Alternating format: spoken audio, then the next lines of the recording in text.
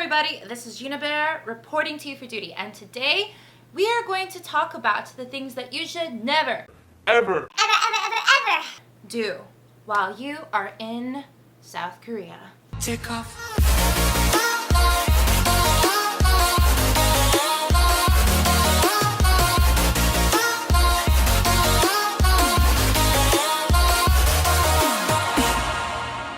Hello everybody, welcome back to my channel. My name is Gina. I've been an expat in Asia for the last 7 years, so if y'all like Korea, Japan, life, love, and travel abroad, please be sure that you hit that subscribe button, hit that notification bell, and follow me on Instagram because that's where all the good stuff goes down. And if y'all are thinking about coming over here to teach English in Asia, I'm partnered with an amazing company called ITTT where you can get your TOEFL certificate at 15% off, so make sure that you click on the link in the description box below so you can automatically get your discount. Okay, so I'm sure you all want to know the nitty-gritty, so you know what? Let's just dive into this video.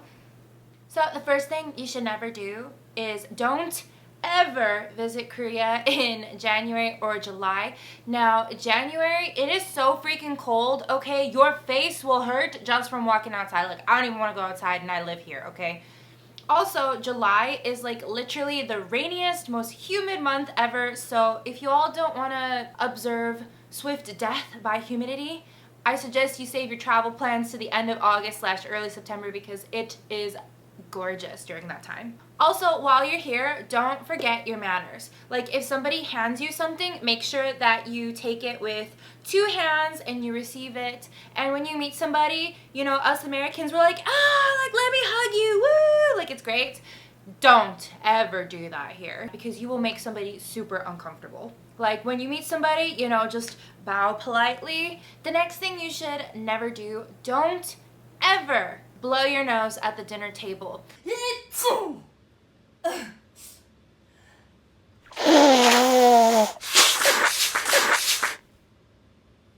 Like, for me, it's so weird, you know, because Koreans be slurping their noodles, like, super loud, and they've been making all these weird, like, bodily noises, but God forbid you blow your nose, so don't ever do that.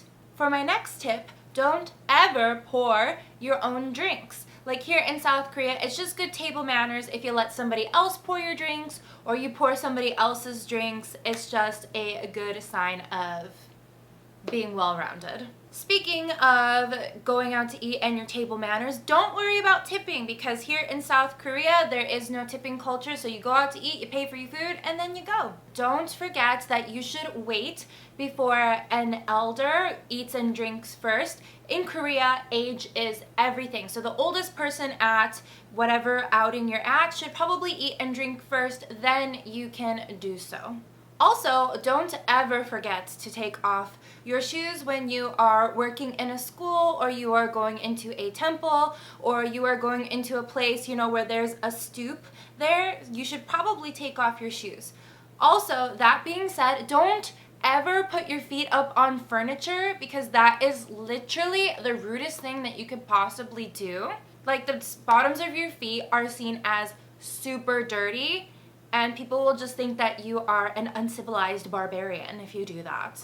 When going to a party here in South Korea, don't give anybody any gift that has denominations of 4. So, for example, if you're going to a wedding, never give the couple like 40,000 won. It should always be like 30,000, 50,000, things like that. That is because the number 4 here is associated with death.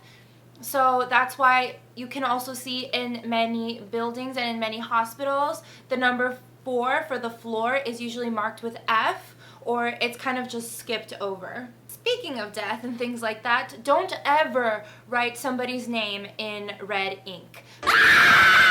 For whatever reason, there's a superstition here that if you write somebody's name in red ink, that you are wishing them death or they are going to die soon, so don't make that mistake. Never do it. I once did that mistake with one of my coworkers and I felt so bad because I had no idea, and you know, when I wrote her name in red ink on the board, all the kids were like, yes! They will act like somebody's going to die if you do that.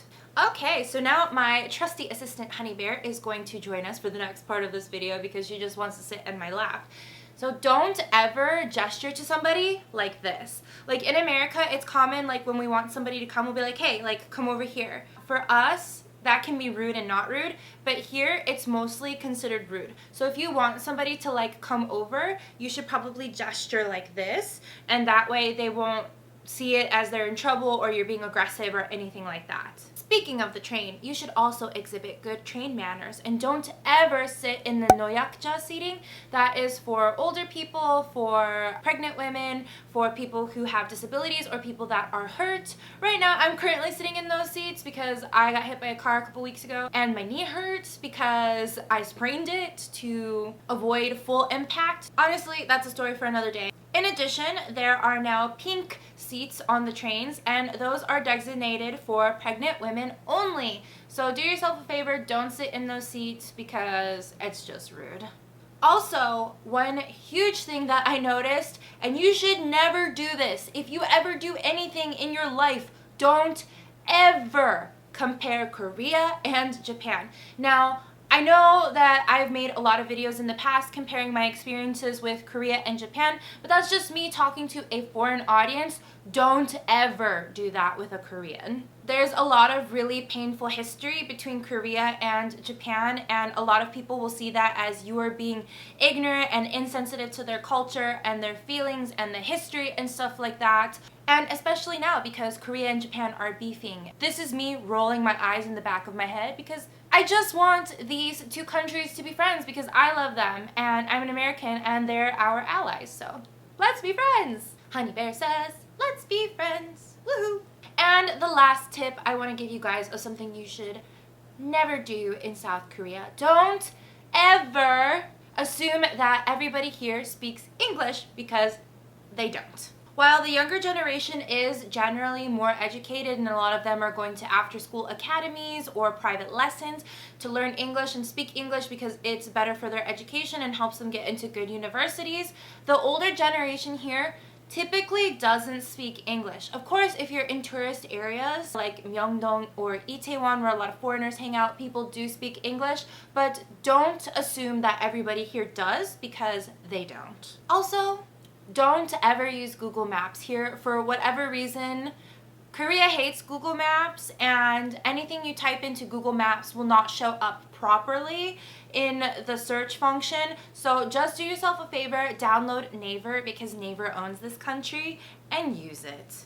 Anyway, that's it for this video today. If you like this video and you'd like to see more videos, please subscribe to my YouTube channel, hit that notification bell, and follow me on Instagram because that's where all the good stuff goes down and you'll also see lots of cute doses of honey. Don't forget to take advantage of that 15% off TOEFL coupon so you can live your best life and teach abroad in Korea if that's what you want to do. Link is in the description box below and you will automatically get the discount.